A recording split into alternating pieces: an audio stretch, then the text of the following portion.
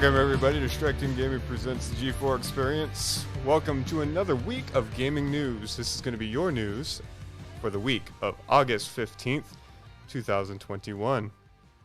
Thank you all for joining us, and if you're watching us live, welcome to the show. This episode is going to debut on Spotify here going into later in tonight, and then of course this will be available for you guys to watch at any time since it's going to be a live stream. So thank everybody for joining us.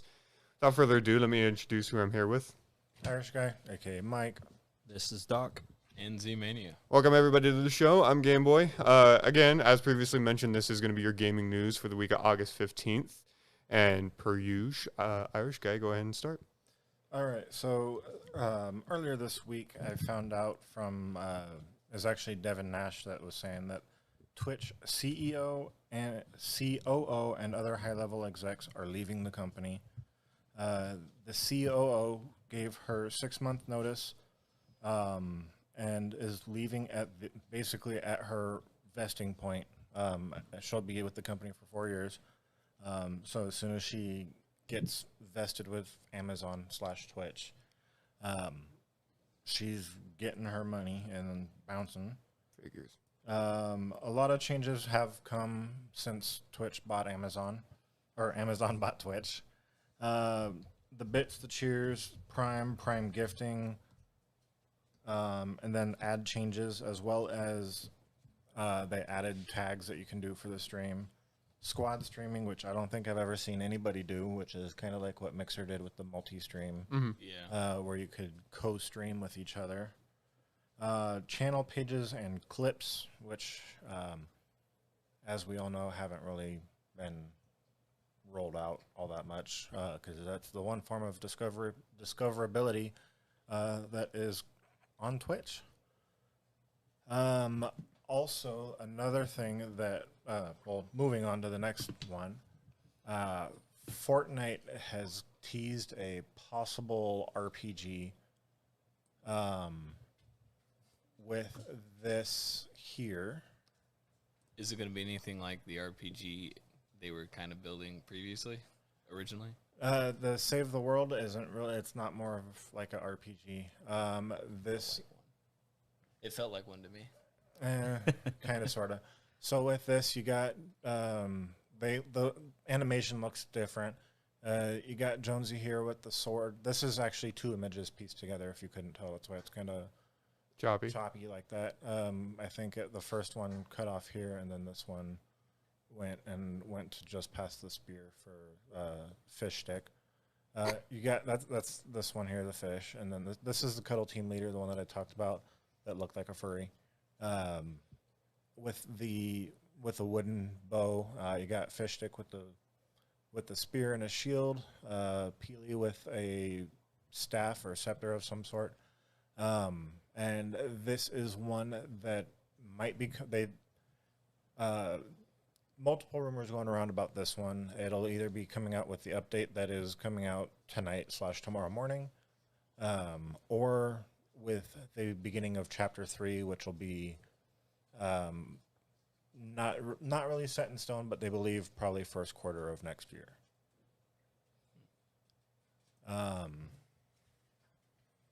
And then also in Fortnite news, there is the Wonder Woman skin is coming to the item shop on the 19th, which has been teased by the creative director, Donald Mustard, for a while on a lot of his posts. Okay, so Wonder Woman. So Wonder that's Woman. DC. Yes. Interesting. So they've been kind of doing a crossover with Batman over the last season and a half. They've been doing Batman comic books, like Batman meets Fortnite. And then they have another one comic book series coming out.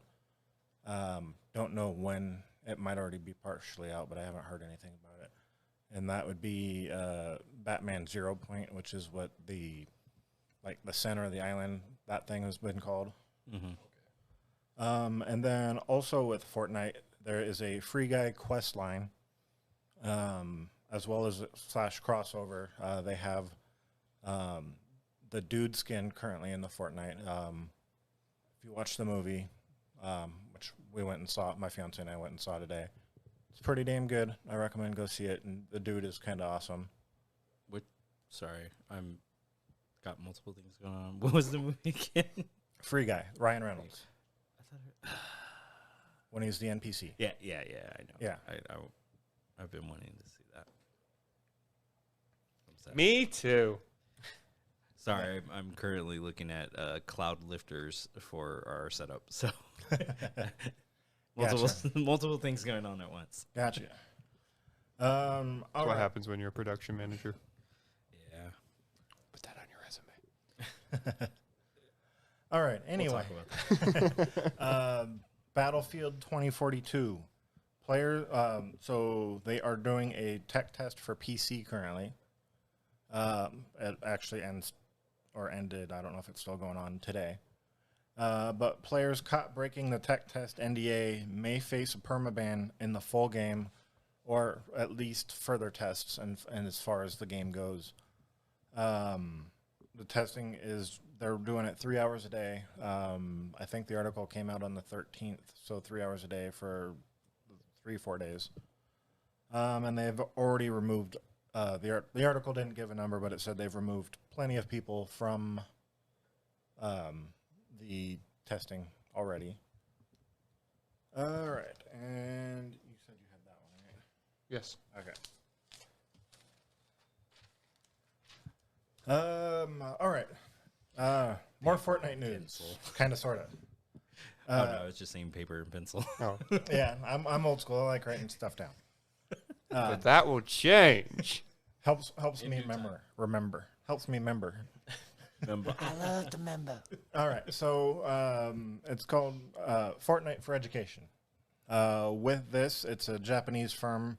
I believe they're called Crow Inc. CRO Inc.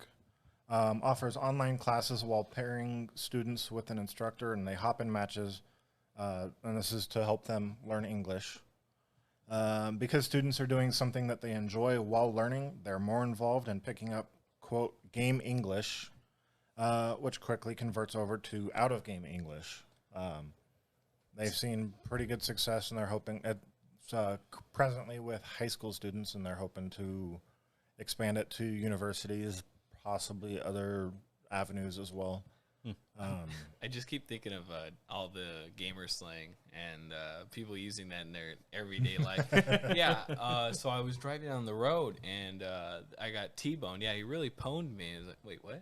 No, it pwned me real bad. The thing I thought of when he read that, which I can understand would be equally laughable, is like, I think of Armando. Because like he like that sounds like something I would jokingly talk about doing with Armando to help him learn English or whatever. You know, it sounds laughable, but if you think about games like Assassin's Creed, a lot of us learn a lot of like the language just listening to them say it, and it's repetition.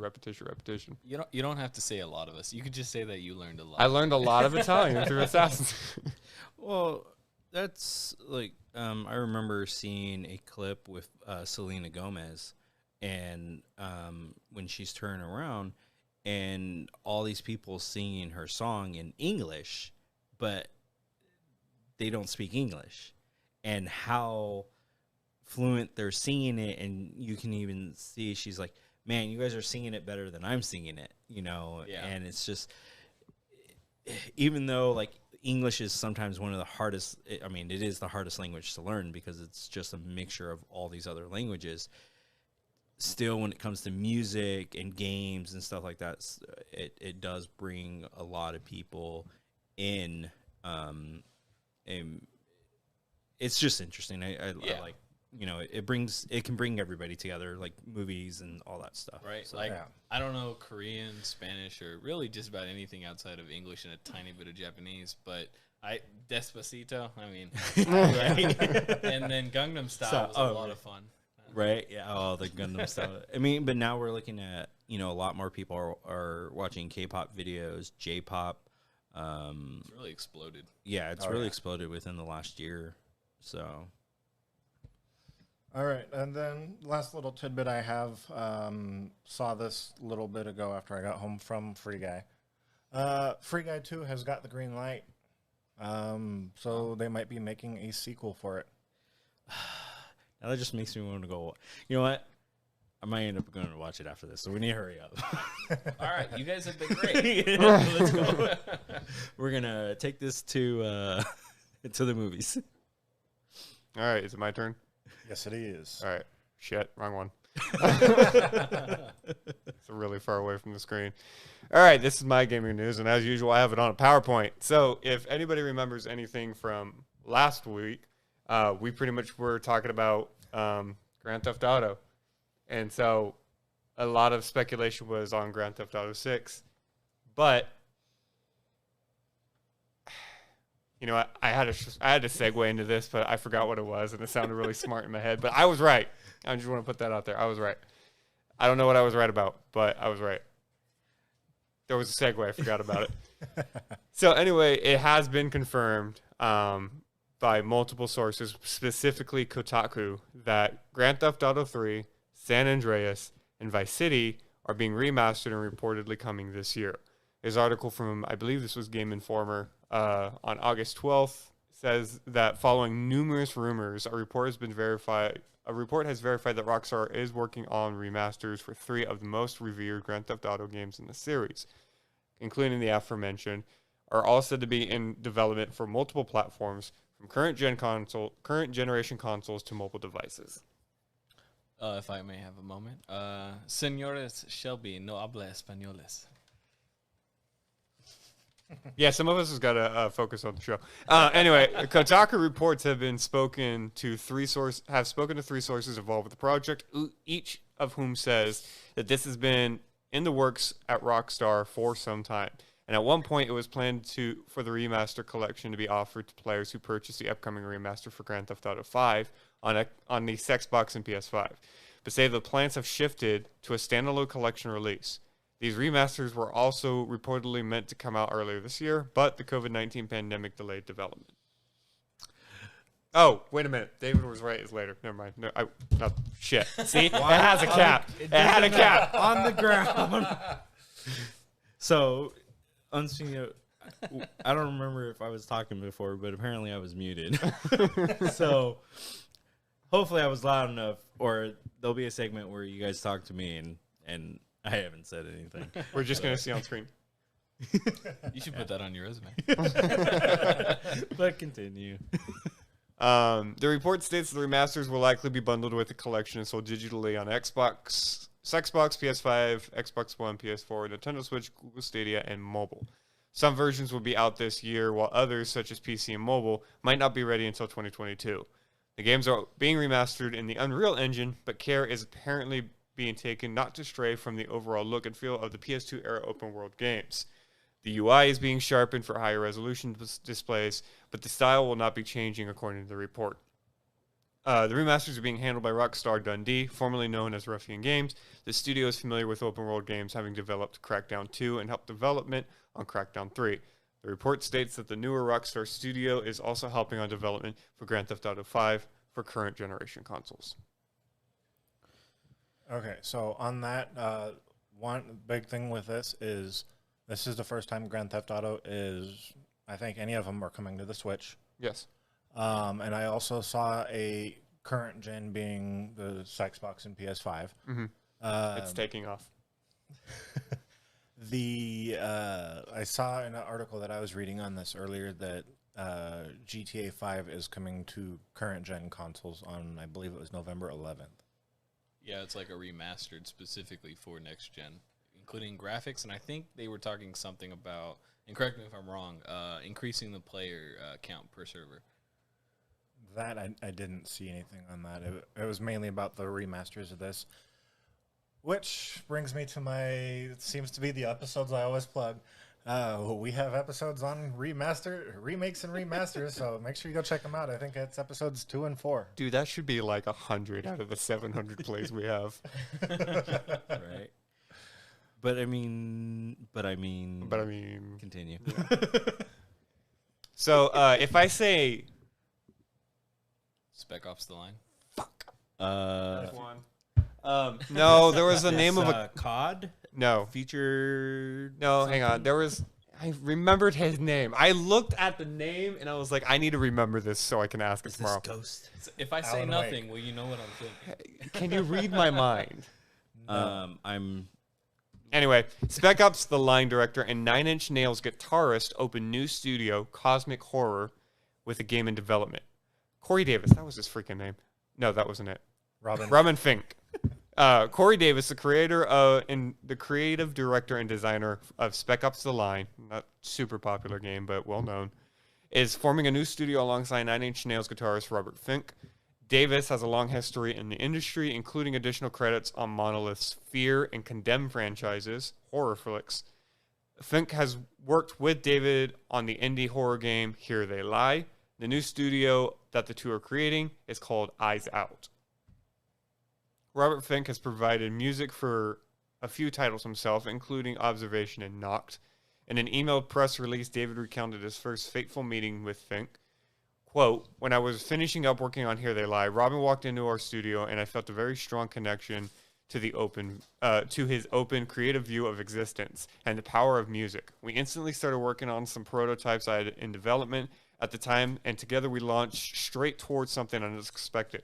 Robin's vibrant and boundless approach to the creative process drives our work far beyond my previous experience. It is such an exhilarating trip to venture into the darkness together, end quote. As per its mission statement, Eyes Out is committed to creating atmospheric digital experiences through the, quote, imaginative use of audio and visuals. The studio is already working on a single-player cosmic horror game with environmental storytelling. You think it'll be a space thriller? As long as they don't bite the hand that feeds. So you know where the door is, right? Take a left. Yeah. That was a horrible joke. That was horrible. Horrible. Yeah, you got my joke? Corey Davis' Spec Ops The Line was well known for its unexpected finale and nuanced perspective on PTSD in a genre that prioritized shooting mechanics over narrative. In his review, Matt Burtz was a little more critical of the game. Still, he noted its lasting impact. Quote, Spec Ops makes an admirable attempt to inject morality into a standard shooter experience. The narrative unravels at the end, and the controls are subpar compared to the top-tier competitors. But the journey into madness is unlike anything I've played before. So, new title.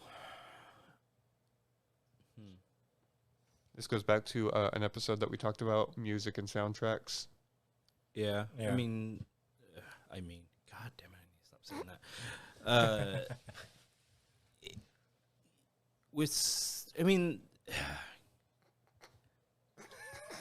With movies, that's like where we're talking about with Shiloh Ding Dong. M. Night Shyamalan Ding Dong, not Shyla. Whichever, Like Shia LaBeouf, what? whichever of the S's. I mean, he's a ding dong too.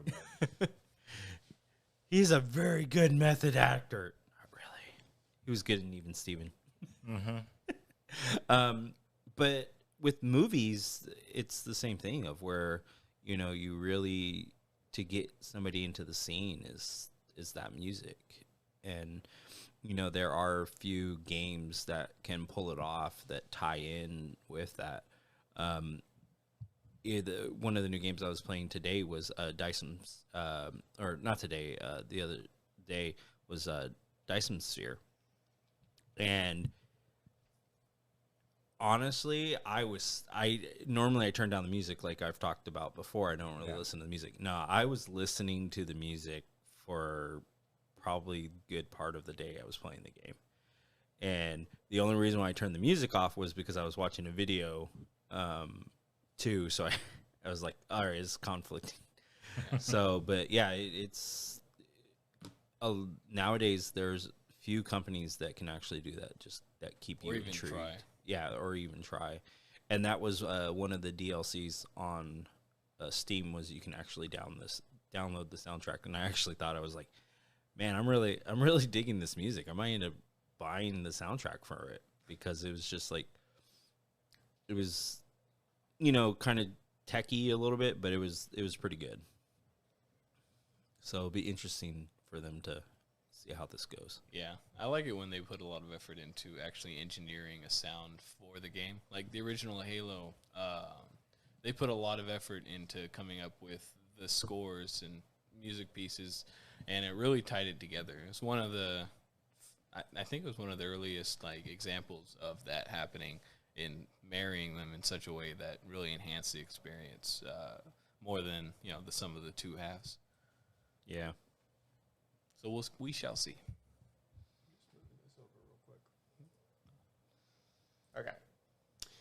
So Xbox Game Pass has announced a couple of things, but one of the things that's notably mentioned is that Game Pass is adding even more indie adventures to its growing library, including Stardew Valley. This is an article that was posted.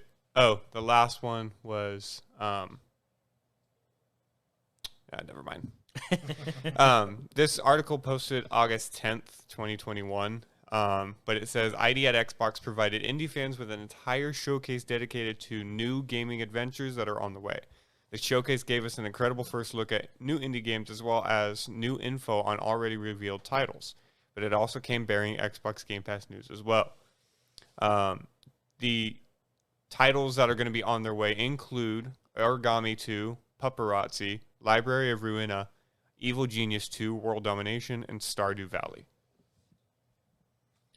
And this was just a short list of games that were, quote, not slated to arrive on Xbox Game Pass until later this year, if they've even received a release date. In case you missed last week's announcements about the other titles that are on their way, here's everything coming and, quote, leaving Xbox Game Pass this month. Includes Dodgeball Academia, Skate 3, and Hades. So if Dodgeball is the one I'm thinking, this game actually looks awesome. One of the YouTubers I watch, I think they played this like when it was in beta and stuff on the computer. Dude, this game looks awesome. It would be a game that I would love to play with you guys, because it is kind of like, if it's what I'm thinking, you get power-ups, you get all the stuff. You can have the dodgeball like explode. Yeah, there's different dodgeball types. There's a surprising amount of teamwork. I think a good friend of ours, Mr. Blackshield, he was playing it, and I was watching him go through the tutorial and such, and it looked pretty interesting. It reminded me a little bit of that one game that launched with the Xbox One. It was Sunset Overdrive. Like, it kind of reminds me a little bit of that in terms of jumping around the terrain. Yeah, I think the game you're thinking of is Knockout City. That's a relatively newer game. Okay, that's a dodgeball type game. Yeah, I'm thinking about Knockout City. Because I saw that one I saw some streamer or YouTuber playing that one as well. Yeah, that sounds right. Damn, too many games. Too many. Who would have thought 2 dodgeball games come out and it's like, wait, what? Right, they're not the same game. Right. DLC in-game updates that are also happening this month. There's going to be Age of Empires 3, the African Royals DLC, Gears of War 5's Operation 8, Sniper Elite 4 has a Sexbox update, and Zombie Army 4 Left 4 Dead 2 character pack will also be available either now or in the upcoming month. What's leaving Game Pass this month is going to be Grand Theft Auto 5, Darksiders Genesis, Final Fantasy VII, the original, not the freaking remake, and Train Sim World 2020. Yeah, I got messed up with Grand Theft Auto going out because I didn't know that it was going out originally. So I just go to load it up and it just says no. I was like, what? No, I've been playing this for like way too long. And it was on Games with Gold a while back. You should have just. Was it? I'm pretty sure it was. What? Grand Theft Auto 5? GTA 5. Or no, that was. No, Epic. you're thinking Epic. Epic. Yeah, that was Epic. It was. I have it on Epic, but I play on console for this one, and I had to go looking for my disc. I've had it that long. Everybody knows who that man is. Yep. Yeah, it's just yeah. He's a DJ. He's a DJ. He's an actor. That's Idris Elba. Yeah. One of the few sexiest men alive that I would let cuddle me in the middle of the night. Anyway, that's neither here nor there. Right? What? What was it? He's Black Superman. Oh, yeah. Fast and Furious. Sonic the Hedgehog 2 casts Idris Elba as Knuckles, and the internet's reaction is everything. Article posted August 10th says that he has an impressive acting record, playing all sorts of characters that his talents bring to life. While he's kicking butt as Bloodsport currently with the Suicide Squad now in theaters, it looks like he's pivoting in a completely different direction for his next project, Sonic the Hedgehog 2. The sequel is a live-action take on and is expected to drop on April 8th, 2022. And while we're still waiting to learn more about the upcoming film's premise, we do have one particular confirmation that basically lit the internet on fire in one fell swoop. Elba is playing Knuckles.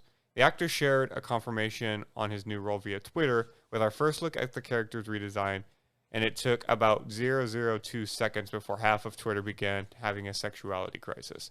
That was the article's description, not mine. You know, when it said that he's taking a direction change, it almost doesn't really feel like that because he just naturally just has this what's discography. I am ashamed to say that I'm not entirely sure what that word means in application to what I'm saying. But yeah, let's go with that. Yeah, it's such a wide range. Yeah. So it just feels like he naturally just happens to be like doing this, playing these different roles so well. So it almost doesn't feel like it's a new direction. It's just an area that he was definitely going to hit. He just hadn't reached there yet. You know what I mean? Yeah. Like, it feels wrong to say that.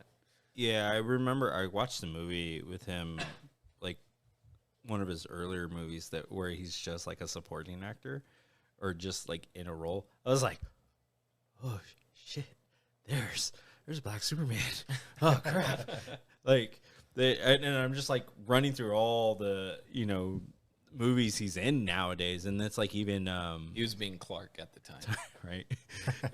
And then like what Mike mentioned was on Netflix, he's a DJ on there. That movie is actually, or that TV show is actually pretty good. Oh yeah, I've actually seen him live DJing at Coachella. Oh wow. Last year. Like that line was insane to get in there. Yeah. But like I think it was people probably just like me, just to say so we could say we saw him DJ.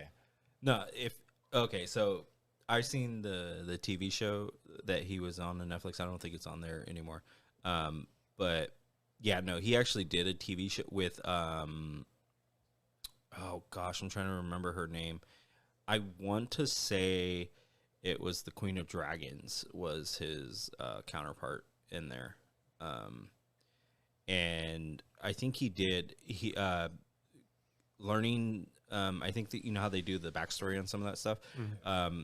I think he did learn how to DJ to do that part.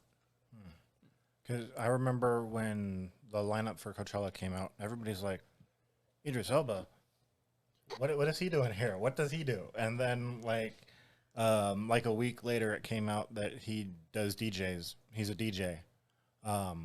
And like in the Coachella sphere, I hate myself for even saying that.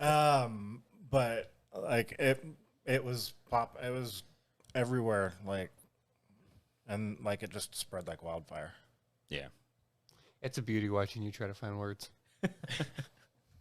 I'm educated. Caption simply knock knock, knock knock. The replies and quote tweets immediately began flooding, and the reactions of the latest Sonic revelation. So far, the reception is overwhelmingly positive, albeit a little confused. The replay thread is filled with the thirstiest of fans coming to terms with their love of Elba in relation to his playing Knuckles. And honestly, if this is the biggest discourse we have in the online world today, it's a good day. The Hollywood Reporter also confirmed the casting news of the anticipated sequel, with Jeff Fowler once more taking the helm as the movie's director. Ben Schwartz is also returning to voice our beloved brilliant protagonist, with James Marsden, Natasha Rothwell, Shemar Moore, Jim Carrey, Tika Sumpter, and Adam Pally also coming back for more Sonic love. The movie is slated to arrive in theaters April 8th, 2022. Okay, so if you do get a chance to watch the thing, it's called Up Charlie. Up Charlie? Yeah, it came out in 2019. What's Up Charlie? That's the that's the one where he actually No, I know. I'm trying to remember the movie I saw him in where he was younger, and I was just like, oh man, I forgot that he was. I was watching Losers, and so I know he was in there. I can't remember which movie it was. But I was just trying to fill time while you're figuring out. No, it's fine. I appreciate that. So it's actually funny that you were trying to fill time because it segued into a topic I know that you hold near and dear to your heart.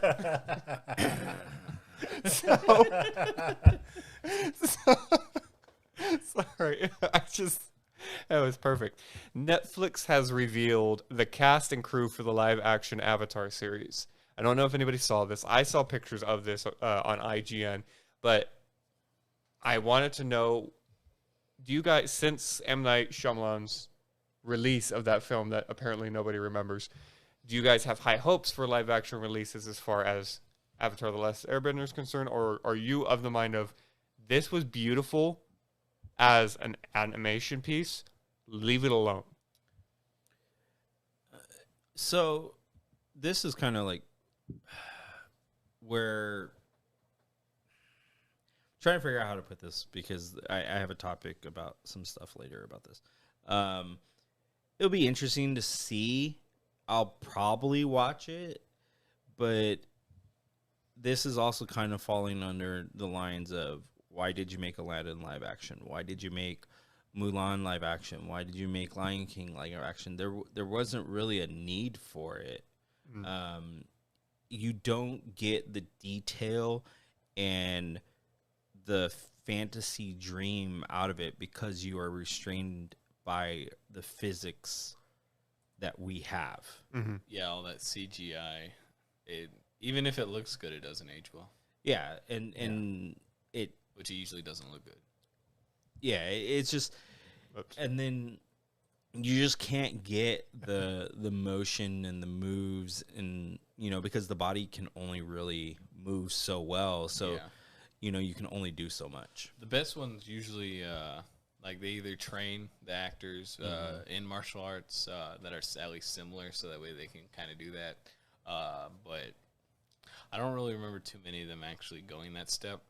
And for this one specifically, I was optimistic originally when I first heard about this. But so originally, this is my understanding of the timeline. Some, if not all, of the original creators or people working on the actual, the regular series, Avatar: The Last Airbender / Legend of Korra, they were on the project, and they were going to work with Netflix to create it. But then they decided to back out, and that's where we're at now. So at that point, I stopped having any hope.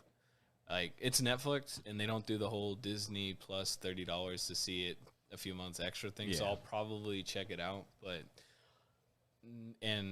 nothing against the actors currently on screen or not that are going to be in there, but I just don't have faith in it, and it's largely because of that. Yeah. Just remember, these are their, not mugshots. Headshots. Headshots. These are headshots, right? Yeah. I mean, and just... Mugshots. Turn to the left. All right. Just at face value, we can't judge them because I don't know if anybody actually knows who any of these individuals are. Oh, yeah. No, that's not what I was saying. That's what I was saying. Talking about the story. Yeah, it has nothing to do with the actors on or not yet on screen, our screen specifically. But I just don't have faith in it based off of what's already happened and precedents of other live actions, not only Avatar, but just in general. Like they said, I'll give it a shot, but my thing is, I would love to see them maybe take it not the same thing.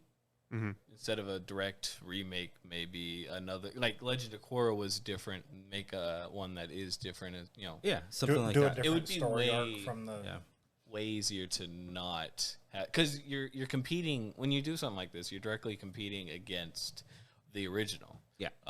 People don't always like thinking of it that way, but I mean, tell me I'm wrong. It's you're directly being compared. And so if you can't do better or live up to the expectation that most people blow at, blow it up more than it probably is due to how they felt at the time about the show, especially Avatar, then if you can't hit that mark, then you've already lost. Like, I know when I went back to rewatch Avatar: The Last Airbender, I still loved it, but I was like, I remembered liking this scene a bit more as a kid, and now that I've rewatched it, it just doesn't hit quite the same. Still great, but I'm understanding things differently from a new perspective. So, like, you grow wiser as you get older, so some of that stuff that they do just for the kids to keep them intrigued is just you're just like, why did that on top of like wiping away some of the nostalgia by rewatching it. And so there's certain shows to where I don't watch again because of that. So I have watched bits and pieces of Avatar, but I have not watched it fully through just because it's one of those things that I don't want to, I like it and everything. It was a pretty good show.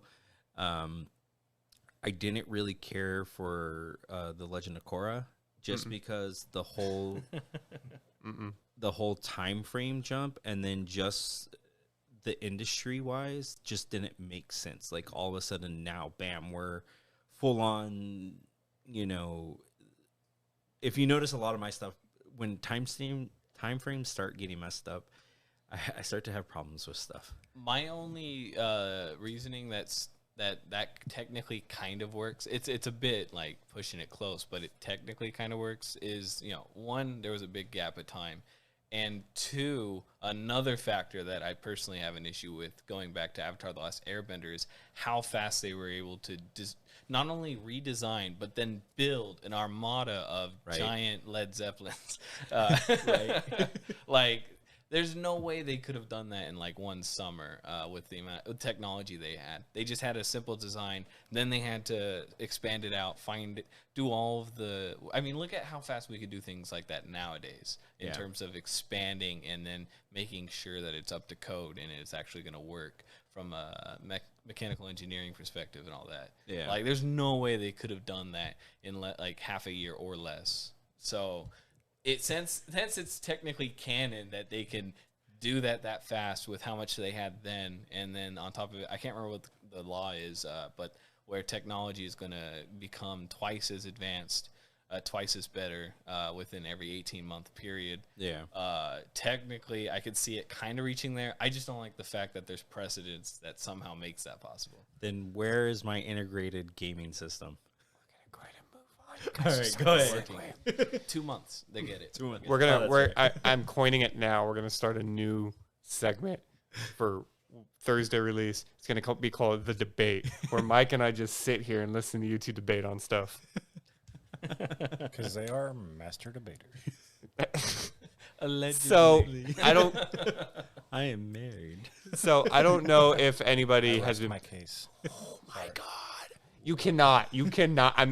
I'm calling you out now. You cannot tell me that we have to have shorter episodes when these two go off on a tangent and then immediately interrupt me. Continue.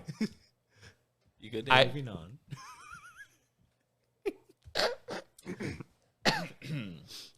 I don't know if anybody's been paying attention to Back for Blood news, but there is belief that the zombies in the game are racist. I have heard that. Okay. I remember hearing something about that. I think somebody shared me a video. I couldn't really hear it because my volume wasn't that loud, but So WB, so a while back, a tweet went out from a streamer playing Back 4 Blood, and he could have swore one of the zombies in the game was saying the N-word. Yeah, that's what I heard as well. I saw the video. And then what I did is I went ahead and listened to WB's explanation. They said, quote, "The soundbite is the result of two voice lines playing on top of one another." Now, I'm not going to duplicate it. I'm not going to even attempt it because, first off, it's probably a good idea. We already used one F-bomb. I don't think we can get away with it. Right. Not that we would want to. So I can see where they're coming from. If you think about every noise a zombie's ever made, whether it be The Walking Dead, Night of the Living Dead, the list goes on. I can see where it's coming from. But the two sound like The way they're placed. I think that was just unfortunate circumstances. It was unfortunate circumstances, but come on. Because, there's plenty of zombies that do grr sounds. And, So I could see how there could be some issues. Tiptoe. I did them reversed. I didn't tiptoe the line. That's like, there's a whole Reddit dedicated to this of photos that have been taken at the right timing. Oh, I'm aware. It's very unfortunate. They might even have to go in and say, hey, if this voice line was played within 0.5 seconds, we're not allowed to play this one afterwards. If they could even do that with the structure. So again, it comes from a Twitter user named HomBKE. He posted the clip. This situation, racism is never funny, but the way he portrays it, it's literally only he could get away with posting something like that, right? Yeah, he injects humor into it, and it somehow sticks. So, as initially reported by Kotaku, the players first encountered the seemingly racist zombie during a Back 4 Blood closed beta, again, by the guy posting the clip. According to WB, this is not a single voice line, but several being played at once, which leads to what it sounds like a slur. As such, the unfortunate soundbite was never intended and will be removed. Quote, our team has made aware of the offensive language that can be heard when playing the game, reads the publisher's statement to Kotaku. This is not recorded or ever intended to be a part of our gameplay. The audio is a result of two different hidden growls that are playing simultaneously, and when heard together, it sounds like that word. Following the start of the open beta, the tweet from Back 4 Blood Twitter account commented on this saying, quote, This is a known beta issue where several written growl sound effects are randomly combined in such a way to create what sounds like offensive slurs. While unintentional, we take it very seriously and are profoundly sorry for any hurt or harm this may have been caused. This issue will be fixed prior to launch. Well, it is a beta, so this is the time to find these rather unfortunate bugs, glitches, or otherwise interesting combinations that probably should not be included. Yeah. Or definitely should not be included. Definitely should not be included. WDB's previous statement suggested that the issue will be removed, quote, either in time for the beta or when the game launches. The open beta is now live and will run until August 16th, so today. As of recording. Thank you. No, seriously, thank you, because I forget that. The game will launch October 12th on the Xbox, Xbox One, PS5, PS4, and PC. That's not going away, so get used to it. The game will also be available day one to Game Pass subscribers. That's my Xbox, and her name is Sony. Last thing, let me get this out real quick. Ahead of its open beta, this has already garnered a decent amount of popularity. Twitch and Steam, it's already performing exceptionally well. On Twitch, it hit 171,000 viewers. Go ahead, Doc.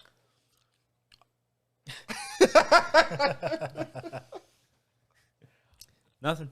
It's so much easier to say than Xbox Series X, Xbox Just Series say X. Xbox. I say Sexbox, so I Say get Xbox. both S and X in there. Just say Xbox. Are you Xbox. trying to tell me that it's Just not say- sexy? Just say No, Xbox. it's not. Actually, I I don't hate know, it. man. I hate I don't the know. design of the new. No, I hate it too. But I look at it and I think of the PC he gave me. Yeah, it's just a tower. It's You don't like them boxy? no. So the next thing on my list is an article I read and confirmed. I had to do a little bit of research, but I can verify it. But it has to do with Call of Duty Modern Warfare 3. So I bring this up because Call of Duty has now been remastered, Modern Warfare 2, and there's speculation that Xbox or Sledgehammer and the developers of the Modern Warfare series are just going to continue this trend. Modern Warfare 3 remaster rumors are incorrect, says Activision. The rumors were fiercely scant to begin with, but this puts a nail in the coffin for Modern Warfare 3's remaster. We first heard whispers of Modern Warfare 3 remaster in March of last year, and we noted Call of Duty leaker, the Modern Warfare 2 Ghost, gave us a rumor mill another nudge this May. But now Activision itself has spoken out and denied these rumors in no uncertain terms. Quote, a remaster of Modern Warfare 3, campaign or multiplayer, does not exist. Any reports otherwise are incorrect. And this was from spokesperson Charlie Intel. from an Activision spokesperson who told Charlie Intel. Modern Warfare 3 Remastered would have been the third of its kind for Call of Duty series. Call of Duty 4 Modern Warfare was touched up and packaged into 2016's Infinite Warfare release, followed by the Call of Duty Modern Warfare 2 Remaster in 2020. The latter only included the campaign, but a group of fans were working on the remaster for the multiplayer side last November. Yeah, I don't know why people would really actually expect Modern Warfare 3 to get remastered. Like, personally, I enjoyed it a lot. In fact, it's... If you only focus on like the multiplayer and the spec ops, and survival, it's my favorite of the three, but it wasn't the most popular of the three by far. In fact, it was kind of the least popular because Modern Warfare was just like pretty revolutionary for its time. Yeah. Oh yeah. Modern Warfare 2 was insanely popular. Modern Warfare 3, again, I enjoyed it more than the other two if you don't count nostalgia and like the playing with friends and the memories I made. If you don't count those aspects, purely based off the game for multiplayer and special ops, I enjoyed this one way more, especially the leveling system in online multiplayer. This was the first one to introduce your guns retaining their leveling up when you prestige, and you could prestige the weapon itself. So this one introduced that, and I really liked that. I didn't even want to prestige because of it before this game. Well, the other thing being that like this is about the time when we all started to get fatigue from Call of Duty. Yeah. People rehashing the same thing over and over again with a few minor tweaks. Largely, yeah. Unfortunately, planned obsolescence. So I'd be happy, but I don't know why people would think that this is the same as Grand Theft Auto game where they're remastering a bunch of those because of how insanely popular they were. Mm. Grand Theft Auto is also a lot more story to it. I think. Yeah, I'm sorry. I was just gonna say, since we're talking about Call of Duty, we have an episode on that too. Be sure to check it out. But yeah, I just shameless plug. Yeah. Oh my gosh, you're the plug man.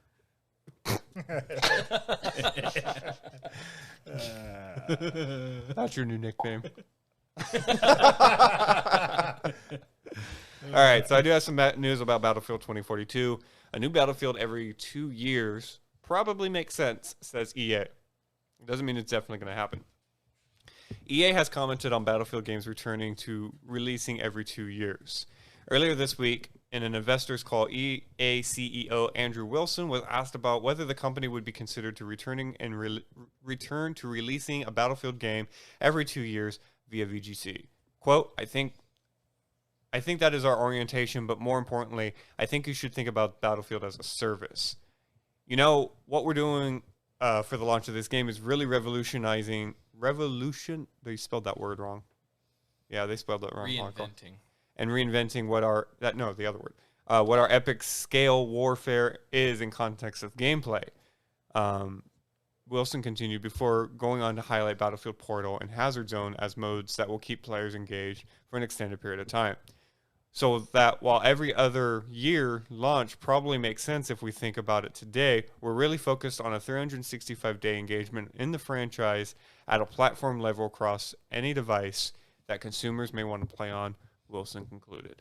So I think this is why a lot of people prefer Battlefield over Call of Duty. Because Call of Duty, they do release games every single year. In fact, they've already announced the next Call of Duty. It looks like they're going back in time. I saw it. Stone Age? No, I don't know about that. Like, do you have this in there? Yeah. How many articles do you have? I'm actually almost done, but that was going to be the last thing I touched on. Anyway, Call of Duty does have no. If you got this is fresh. We don't go over this before. So the thing about Call of Duty and why people prefer Battlefield 2 is Call of Duty has the yearly releases, and for a lot of people were starting to get a little edgy and tense about whether or not a new Battlefield was going to be released, and they're blown away by the idea of this. My biggest gripe with Battlefield is Battlefield 2, Battlefield 3, and Battlefield 4, for me anyways, was essentially the same game. Kind of. Metro 20, whatever, that metro station has been in every single Battlefield. It hasn't changed very significantly. I would argue that 3 to 4, just based off of the change in the interaction, user interface, and stuff like that, and the feel of it, especially when I play on console, so on my controller, the feel of the game definitely was elevated 3 to 4, but the game itself, the maps and stuff like that, I can't say it was particularly revolutionary.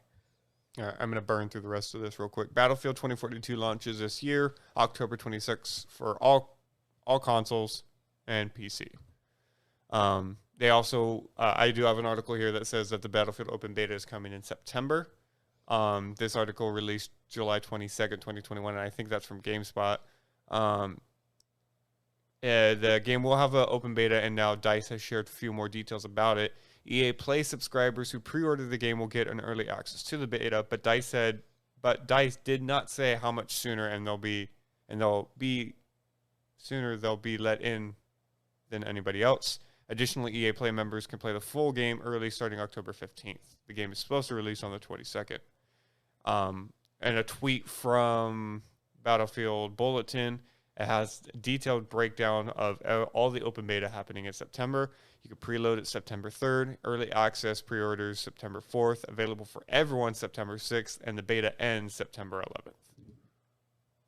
For more details, blah, blah, blah, blah, blah. And of course, all these will be linked in the Discord. Any questions? No? Nope. I look forward to it. All right. My current dead horse and redhead stepchild debate, Activision Blizzard. This is where the David is right soundbite comes into play. So just prepare yourself because this is going to feel so amazing. Do you remember last week during gaming news when I told you guys, quote, you're not pushing back a game so you could work on certain elements. You're pushing back a game because some people in the were named in the lawsuit that were your core developers. Yeah. David was right.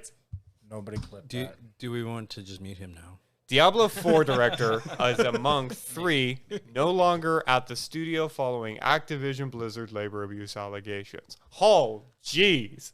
Did we freaking call that?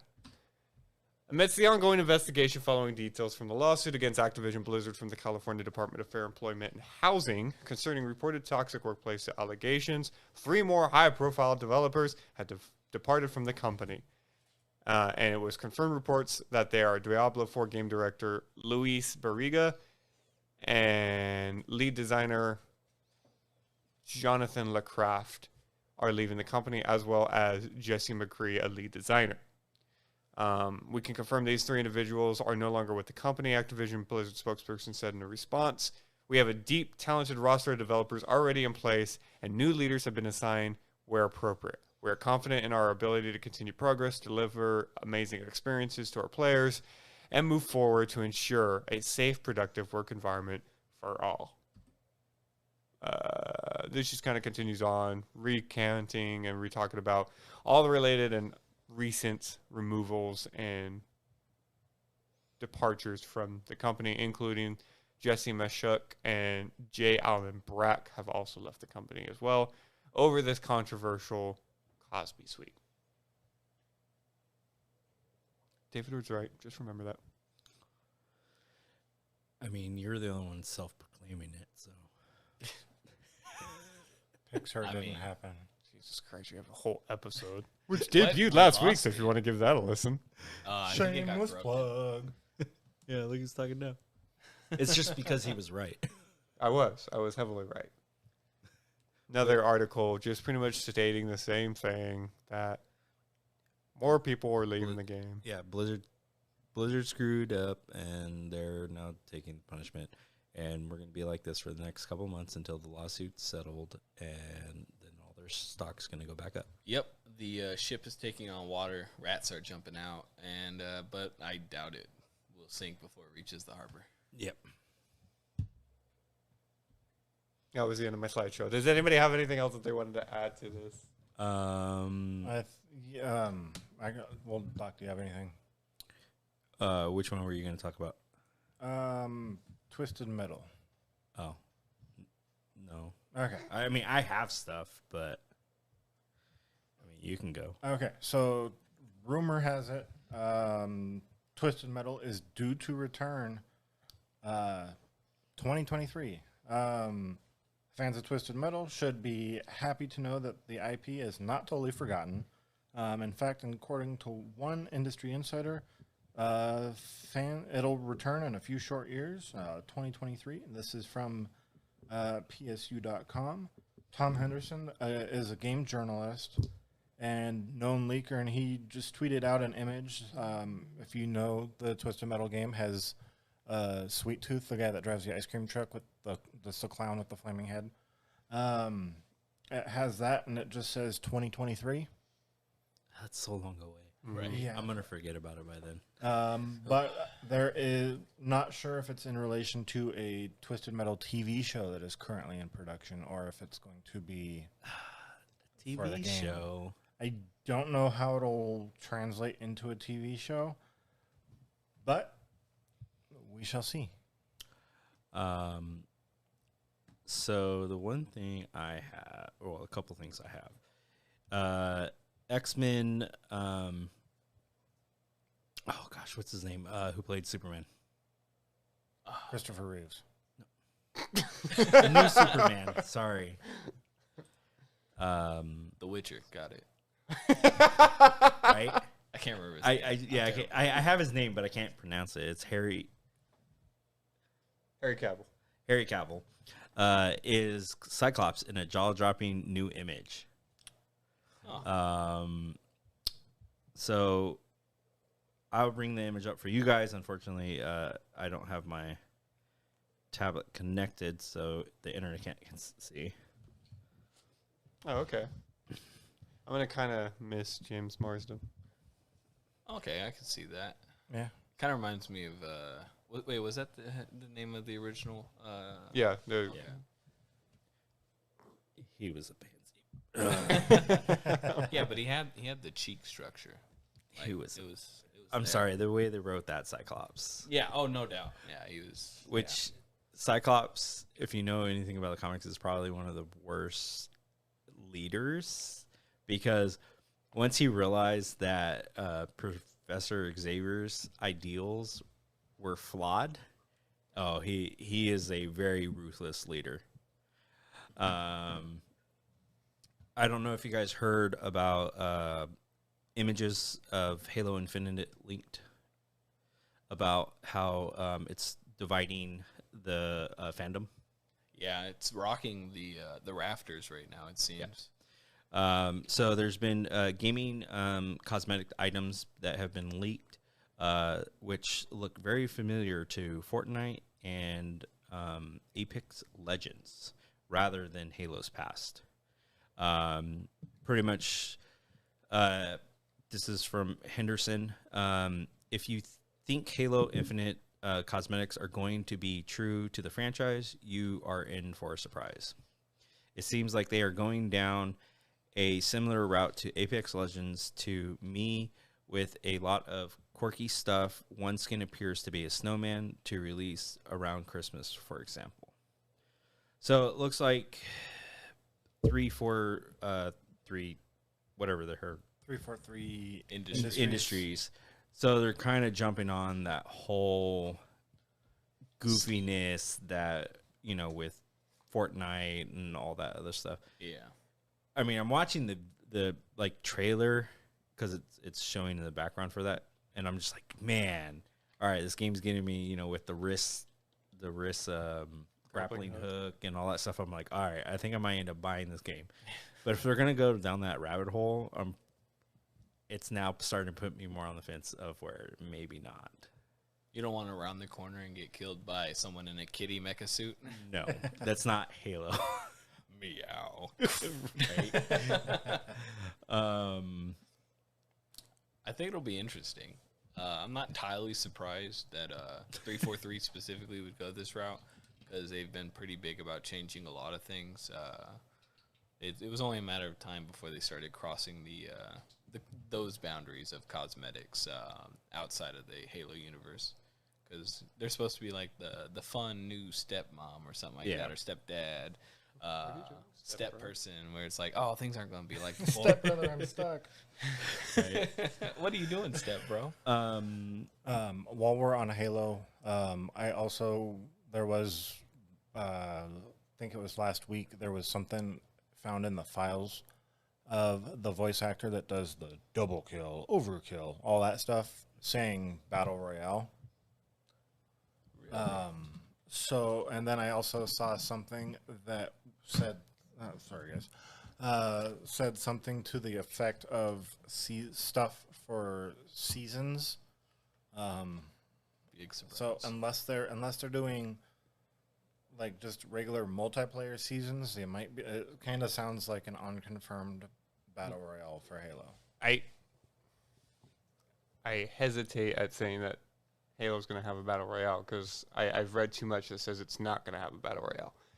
And as far as seasons is concerned, they are doing a season pass, and they have said, quote, that the first season pass is going to be called the Heroes of Reach, and that their season passes are not going to have the season pass is not going to ever expire. You're going to be able to continue to work on those season passes. Oh, so it's going to be like they just append to the end, so you can always keep catching up. Mm-hmm. Okay. Yeah, and then you have I also heard that, and then you have the like, say you wait till, let's say, the second season, you have the option to, I forget if it's either buy or earn stuff, whatever cosmetics from previous seasons. It'd be nice if you can kind of like pick which season you're working on. So let's go to Apex. Like if I got to level 45 in the battle pass on season 6, then season 7 rolls around. Instead of working directly on season 7, I can choose to be on 6, or instead of being booted up to 7, which is what they do. We can instead choose to stay on 6 because there was a skin that we really wanted or something like that. I understand why a lot of the times they choose not to do that, making it so, you had to have been there to get this stuff. But it would be nice to have the option to continue working onto it. So follow up, still on Marvel news. The whole Scarlett Johansson and Disney thing, not much left. Still details with court with that, but pretty much Scarlett has been dropped from all projects in works and future projects that they have been working with her. So apparently she's had there's been a lot of projects with him. And so now Disney has pulled away from her. So it'll be interesting to see what they do to follow up on some of the projects they're currently working with her on. Especially with Marvel. Yeah. The mouse does not like being poked. Yeah. Did you win? No. What did it cost? Everything. The What If series just released last Wednesday. If you had a chance, I suggest you see. Yeah. Have either of you seen the first episode? Not yet. God fucking damn it. That's two. I seen it. I actually just watched it with my kids today. Dude, if you can watch it, I suggest watch it. Next season. Our Plays so episodes? fast, though. Yeah. Is it our episode? It's actually a half hour. Or half Yeah, I hour? think it's a half hour. But it feels like it was an hour's worth of information. It was... Depending on what time we get done recording, might watch it tonight. If not, I'll definitely watch it tomorrow because that was on my watch list. My only complaint was it felt rushed. Yeah. And some of the conclusions they drew based off of previous stuff, it just felt like, how do you justify getting there just because of that one particular instance of change? Yeah. Like, I think there was more that they could have did, and I think from a budget point of view, they didn't want to do something that would possibly flop. But right now, the way they're going with their TV shows, I think they're going in the right direction, especially going on, coming right off the back of the Loki. Even though a lot of fandom is having controversy between Loki really kissing himself. But that's the thing, is that even in that show, Loki mentions that, you know, he's bi gender. Right. You know, it's whatever he feels like for that. He's gender fluid. Yeah, gender fluid. That's what it was. Yeah. And honestly, I'm like, that is the best thing for Loki, because that is the most egotistical thing to do, is to be in love with yourself, literally, to be in love with yourself. And I love that they went that way. And I am like one of the people that was just like, I was glad that they pushed the button, because I hate it when they don't. So that's really it from Marvel. They came out with another kids cartoon with Spider-Man, kind of going off the Popsville. My youngest loves it. Their comic book series are all over the place. I'm not even going to start with that. DC, James Gunn's Suicide Squad. Have you guys seen that yet? Not yet. No. Okay. It's kind of a hit and miss. You said the Suicide Squad? The new one. Yeah, I've seen it. I was just confirming something right here, which I'll say in a second. Yeah, it's for some people, I think it's been kind of hit and miss. It is James Gunn, and a lot of his stuff's been really good. And some of the story that they went with, I thought was good, but some of it's just kind of like, wish it could have been better. I still think it's a lot better than the first one, though. Oh, yeah. That seems to be the consensus with pretty much anybody who I've heard of that's seen it. Yeah. The Teen Titans Season 3 premiere, rounding up, there's a lot of Easter eggs in there. So if you guys haven't seen Teen Titans Season 3, it's probably one of the better shows that's kind of spanning on a lot of the diversity that they've been trying to do. It's the seasons actually I've heard really good reviews. It's hard for me to get past some of the diversities of the characters. That's my only problem, because I don't think some of the characters portray them right. They just seem cardboard to me, and you're not really feeling that character, and so that's my only problem with that. But I've heard the season's really good, so if you guys have a chance and you do like the Teen Titans, I would suggest that.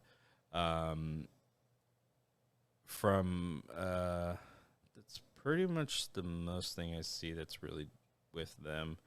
That is my news from them. So, as I was talking about before, I was just double checking with a article on Screen Rant. I'll just read a quote directly from it.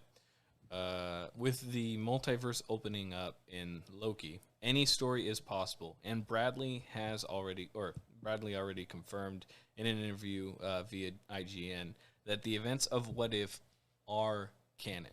They are a canon part of the multiverse universe. So episode 1, albeit animated, is canon. That is part of the multiverse. So that it is entirely possible that any aspect of that episode can be referenced, or the entire episode itself can be. We might even get, I forgot what they were calling her.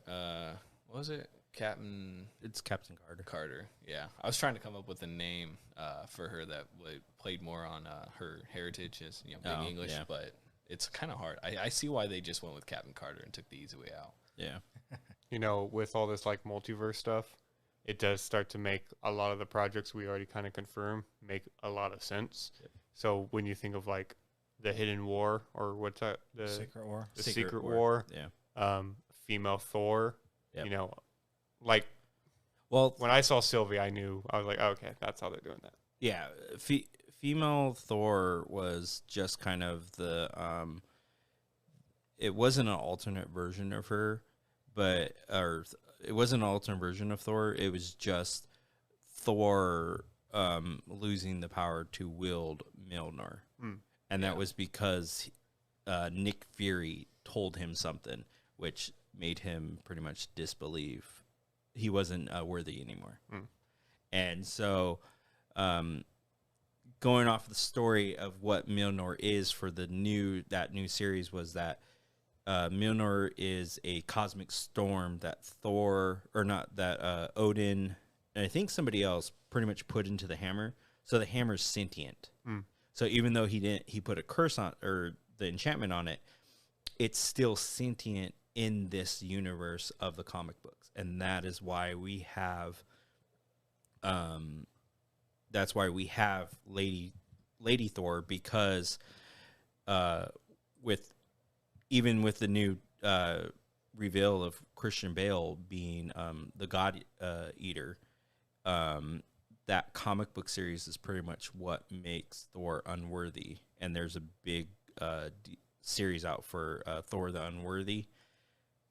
It is probably one of the best, I think, Thor from this time, from what I've read. It is really good. You just see him just degrade to this point of, where he was at to where he needs to come back to. So it was really good. That's a suggested comic book series, Thor Unworthy, to read. But so last thing we have here, you've seen it on your screen for some time. Call of Duty Vanguard. I took this image straight from the Facebook page of Call of Duty, but the next Call of Duty has been confirmed as far as location and set. It is going to have a World War II theme, and from all rumors and accounts, it's going to be taking place in the Pacific Theater, so it's going to focus on the Japanese theater of war. So that was the last piece that I had. I should have just let you talk about it, because it wasn't until you told me, you reminded me that I remembered to bring it up. But that's the last thing I have. Also with that, I believe it is, I had it written down, but you said you had it. So the full reveal is going to be this Thursday in Warzone. Going to be on the 19th of August, 2021, at 10:30 Pacific, 1:30 Eastern. And for a limited time, you get double XP, double weapon XP, and double season pass XP between 9:30 Pacific and 10:29 Pacific in any playlist. And then I'm not sure exactly how they're going to do it, but they'll have the full reveal within Warzone. Yeah, that part I didn't have. So catch all that, links and images and everything that we've talked about in Strike Team Gaming Discord and any other Discord. I could plug them selfishly when these guys want ads. We're going to go ahead and wow, that's really loud. We are going to call this an episode. As far as gaming news is concerned, we all thank you for coming out here and joining us. If you haven't already, please check out the link trees down below for everywhere you could find us, and please leave us a review on your respective listening service. We get distributed by Anchor. This is currently the podcast service that we use to distribute to those locations that you see in the link tree. If you feel free to, follow us on all our socials and write us an email as well. Please leave us a review. We never ask for 5 stars, but we greatly appreciate anything that you give us. We'll be back again with more gaming news next week, as well as pre-scheduled episodes that will debut on Anchor every Friday. If you're watching us on YouTube, we appreciate you guys hanging out with us. And finally, we do thank all of our supporters to our channels that have been able to make this podcast run and service. So thank you for all of our supporters. Last but not least, I've been here with Irishguy, aka Mike. this is Doc. And Zmainia. I'm Game More. Thank you everybody for joining us on G4 Experience. Make sure you check out our socials for any updates and every change that is going to be coming to our to the podcast. Thank you and enjoy the rest of your week.